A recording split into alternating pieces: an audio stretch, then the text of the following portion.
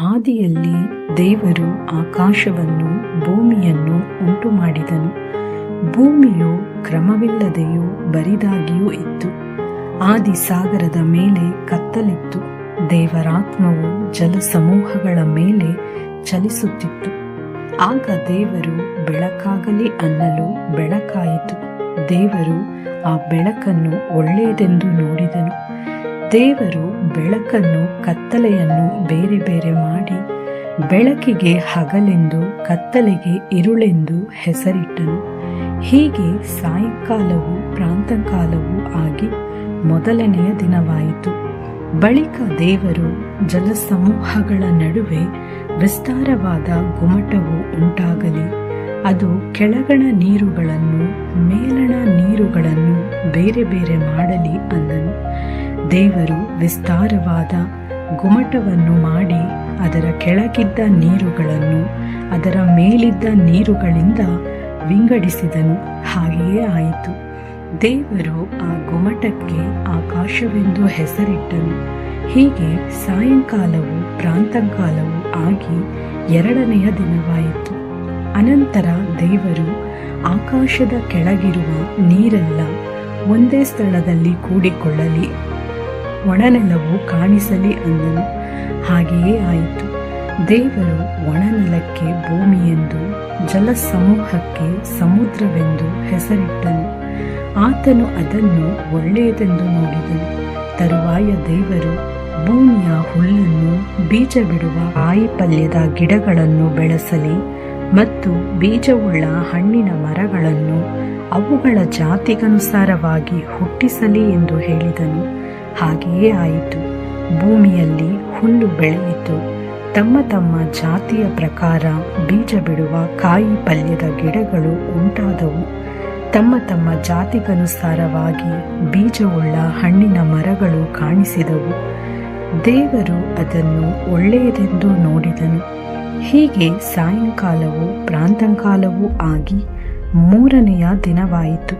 ಬಳಿಕ ದೇವರು ಆಕಾಶ ಮಂಡಲದಲ್ಲಿ ಬೆಳಕುಗಳು ಉಂಟಾಗಲಿ, ಅವು ಹಗಲಿರುಳುಗಳನ್ನು ಬೇರೆ ಬೇರೆ ಮಾಡಲಿ.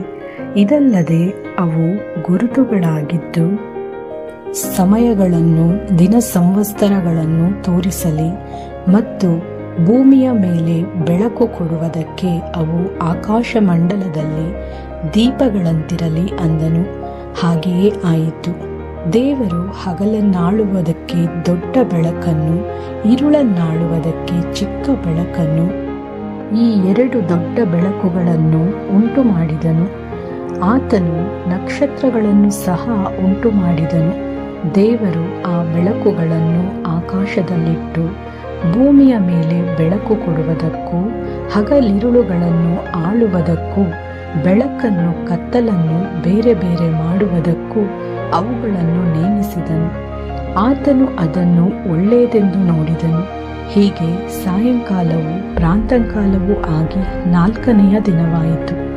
ತರುವಾಯ ದೇವರು ಗುಂಪು ಗುಂಪಾಗಿ ಚಲಿಸುವ ಜಲಜಂತುಗಳು ನೀರಿನಲ್ಲಿ ತುಂಬಿಕೊಳ್ಳಲಿ, ಪಕ್ಷಿಗಳು ಭೂಮಿಯ ಮೇಲೆ ಅಂತರಿಕ್ಷದೊಳಗೆ ಹಾರಾಡಲಿ ಎಂದು ಹೇಳಿದನು. ಹೀಗೆ ದೇವರು ಮಹಾಜಲಚರಗಳನ್ನು, ನೀರಿನಲ್ಲಿ ತುಂಬಿರುವ ಸಕಲ ವಿಧವಾದ ಜೀವಿಗಳನ್ನು, ರೆಕ್ಕೆಗಳುಳ್ಳ ಸಕಲ ವಿಧವಾದ ಪಕ್ಷಿಗಳನ್ನು ಅವುಗಳ ಜಾತಿಗನುಸಾರವಾಗಿ ಉಂಟು ಮಾಡಿದನು. ಆತನು ಅದನ್ನು ಒಳ್ಳೆಯದೆಂದು ನೋಡಿದನು. ಇದಲ್ಲದೆ ದೇವರು ಅವುಗಳಿಗೆ, ನೀವು ಅಭಿವೃದ್ಧಿಯಾಗಿ ಹೆಚ್ಚಿರಿ, ಜಲಚರಗಳು ಸಮುದ್ರದ ನೀರಿನಲ್ಲಿ ತುಂಬಿಕೊಳ್ಳಲಿ, ಪಕ್ಷಿಗಳು ಭೂಮಿಯ ಮೇಲೆ ಹೆಚ್ಚಲಿ ಎಂದು ಹೇಳಿ ಆಶೀರ್ವದಿಸಿದನು. ಹೀಗೆ ಸಾಯಂಕಾಲವೂ ಪ್ರಾತಃಕಾಲವೂ ಆಗಿ ಐದನೆಯ ದಿನವಾಯಿತು. ಮತ್ತು ದೇವರು ಭೂಮಿಯಿಂದ ಜೀವ ಜಂತುಗಳು ಉಂಟಾಗಲಿ, ಪಶು ಕ್ರಿಮಿಗಳು, ಕಾಡು ಮೃಗಗಳು ತಮ್ಮ ತಮ್ಮ ಜಾತಿಗನುಸಾರವಾಗಿ ಹುಟ್ಟಲಿ ಅಂದನು. ಹಾಗೆಯೇ ಆಯಿತು. ದೇವರು ಕಾಡು ಮೃಗಗಳನ್ನು, ಪಶುಗಳನ್ನು, ನೆಲದ ಮೇಲೆ ಹರಿದಾಡುವ ಕ್ರಿಮಿ ಕೀಟಗಳನ್ನು ಅವುಗಳ ಜಾತಿಗನುಸಾರ ಉಂಟು ಮಾಡಿದನು. ಆತನು ಅದನ್ನು ಒಳ್ಳೆಯದೆಂದು ನೋಡಿದನು. ಆಮೇಲೆ ದೇವರು ನಮ್ಮ ಸ್ವರೂಪದಲ್ಲಿ ನಮ್ಮ ಹೋಲಿಕೆಗೆ ಸರಿಯಾಗಿ ಮನುಷ್ಯರನ್ನು ಉಂಟು ಮಾಡೋಣ. ಅವರು ಸಮುದ್ರದಲ್ಲಿರುವ ಮೀನುಗಳ ಮೇಲೆಯೂ ಅಂತರಿಕ್ಷದಲ್ಲಿ ಹಾರಾಡುವ ಪಕ್ಷಿಗಳ ಮೇಲೆಯೂ ಪಶುಗಳ ಮೇಲೆಯೂ ನೆಲದ ಮೇಲೆ ಹರಿದಾಡುವ ಎಲ್ಲ ಕ್ರಿಮಿಕೀಟಗಳ ಮೇಲೆಯೂ ಎಲ್ಲ ಭೂಮಿಯ ಮೇಲೆಯೂ ದೊರೆತನ ಮಾಡಲಿ ಅಂದನು. ಹೀಗೆ ದೇವರು ಮನುಷ್ಯನನ್ನು ತನ್ನ ಸ್ವರೂಪದಲ್ಲಿ ಉಂಟು ಮಾಡಿದನು. ದೇವರ ಸ್ವರೂಪದಲ್ಲಿ ಅವನನ್ನು ಉಂಟು ಮಾಡಿದನು. ಅವರನ್ನು ಗಂಡು ಹೆಣ್ಣಾಗಿ ನಿರ್ಮಿಸಿದನು.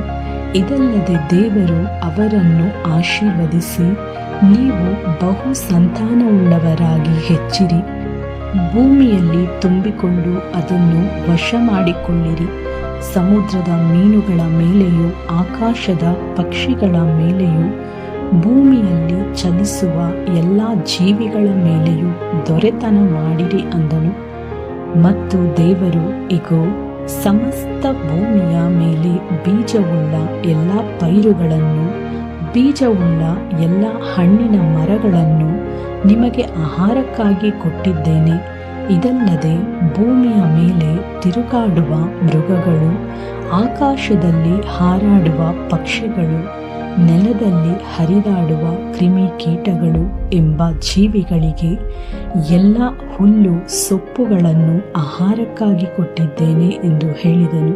ಅದು ಹಾಗೆಯೇ ಆಯಿತು. ದೇವರು ತಾನು ಉಂಟು ಮಾಡಿದ್ದನ್ನೆಲ್ಲ ನೋಡಲಾಗಿ ಅದು ಬಹು ಒಳ್ಳೆಯದಾಗಿತ್ತು. ಸಾಯಂಕಾಲವೂ ಪ್ರಾತಃಕಾಲವೂ ಆಗಿ 6ನೆಯ ದಿನವಾಯಿತು.